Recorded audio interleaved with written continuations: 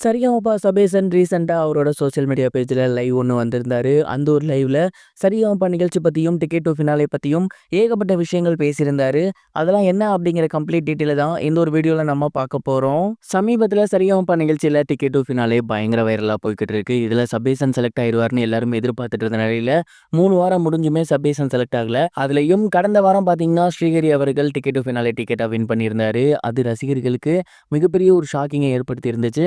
தொடர்ந்து social media பேஜ்ல சபேசன் அவர்கள் நல்லா தானே பாடுறாரு. அவர் ஏன் நீங்க ஓரங்கட்டி வந்துட்டு இருக்கீங்க? அவருக்கு நீங்க முதல் வாரமே குடுத்துருக்கணும். அப்படின்லாம் 2வது வாரம் ரொம்ப சூப்பரா பாடியிருந்தாரு. அப்ப குடுத்துருக்கணும் அப்படிங்கிற கேள்வி எழுப்பி வந்துட்டு இருக்காங்க. இத பார்த்த சபேசன் ரீசென்ட்டா அவரோட சோசியல் மீடியா பேஜ்ல லைவ் வந்திருந்தாரு. அதுல அவரோட ரசிகர்கள் கிட்ட அவர் என்ன பேசியிருந்தாரு அப்படின்னா, உங்க எல்லாருக்குமே மிகப்பெரிய ஒரு வணக்கம். எனக்கு இப்போ வரைக்கும் மிகப்பெரிய ஒரு ஆறுதலா நீங்க தான் இருக்கீங்க. மிகப்பெரிய ஒரு நம்பிக்கையாவும் நீங்க தான் இருக்கீங்க. எவ்வளோ பேர் வந்து எனக்கு சப்போர்ட் பண்ணி பேசி வந்துட்டு இருக்கீங்க. அதெல்லாம் பார்க்க ரொம்ப ரொம்ப சந்தோஷமா இருக்கு. நெறைய பேர் வந்து ஏன் எனக்கு டிக்கெட் டூ ஃபினாலேக்கு செலக்ட் பண்ணாம இருக்கீங்க அப்படிங்கிற மாரி சொல்லி வந்துட்டு இருக்கீங்க.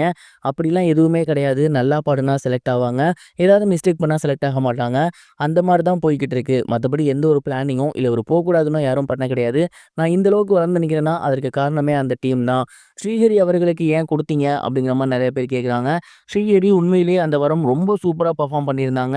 என்னோட பெஸ்ட் ஃப்ரெண்டும் கூட அவன் வாங்கினது எனக்கு மிகப்பெரிய ஒரு மகிழ்ச்சி தான்.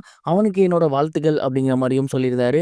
மேலும் கடந்த சில வாரங்கள்ல நான் என்னென்ன தப்பு பண்ணியிருக்கேன் அப்படிங்கிறத அனலைஸ் பண்ணியிருக்கேன். கண்டிப்பா அடுத்த வாரம் இன்னும் சூப்பரா பாடுவேன். டிக்கெட் டூ ஃபினாலேவ வின் பண்ணுவேன். அத உங்களுக்கே சமர்ப்பிப்பேன் அந்த வெற்றிய அப்படிங்கிற மாரி ரொம்பவே நம்பிக்கையாகவும் அவரோட சோசியல் மீடியா பேஜ்ல அவரோட ஃபேன்ஸுக்கு ஷேர் பண்ணியிருந்தாரு.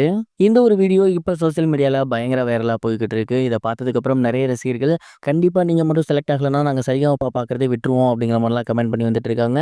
நீங்க எந்த ஒரு விஷயத்த பத்தி என்ன நினைக்கிறீங்க? உங்களோட தாட் என்ன? மறக்காம கமெண்ட் பாக்ஸ்ல ஷேர் பண்ணுங்க. இது ஒரு புறம் இருக்க, பிரேமலு படத்தோட வெற்றிக்கு பிறகு மமிதா பைஜு சம்பளத்த உயர்த்திட்டாங்க அப்படின்னும் 15,00,00,000க்கு மேல கேட்குறாங்க அப்படிங்கிற நியூஸ் வெளியாகி மிகப்பெரிய ஒரு வைரலா போய்க்கிட்டு இருந்துச்சு. அந்த ஒரு நியூஸுக்கு மமிதா பைஜு ரீசென்ட்டா விளக்கம் குடுத்துருக்காங்க. நான் கிட்டத்தட்ட ஒரு படத்துக்கு 15,00,00,000 சம்பளம் கேட்குறேன் அப்படின்னு ஒரு நியூஸ் பேப்பர்ல வந்திருந்துச்சு. அத என்னோட ரிலேட்டிவ் தான் எனக்கு அனுப்பியிருந்தாங்க. அத பார்த்துட்டு எனக்கு பயங்கர ஷாக்கிங்கா இருந்துச்சு. சிரிப்பும் வந்துச்சு. என்னது நான் வந்து 15,00,00,000 வாங்குறேனா? இத போய் நீங்க நம்புறீங்களா? அப்படிங்கிற மாரி தான் இருந்துச்சு. மீடியால நெறைய உண்மை செய்தி வரும் நம்மளால சொல்ல முடியாது. ஸோ ரசிகர்கள் யாரும் அத நினைக்காதீங்க. என்னோட சம்பளம் எவ்வளோ அப்படிங்கிறது என்னோட தயாரிப்பாளர்களுக்கு மட்டும் தான் தெரியும். அவங்க அதில கரெக்ட்டா தான் இருக்காங்க. அதில எந்த பிரச்சனையும் கிடையாது. மேலும் ஒரு சிலர் நான் ராஷ்மிகா விட அதிகமா சம்பளம் வாங்குறேன் அப்படிங்கிற மாரி சொல்றாங்க. அப்படிலாம் கிடையவே கிடையாது.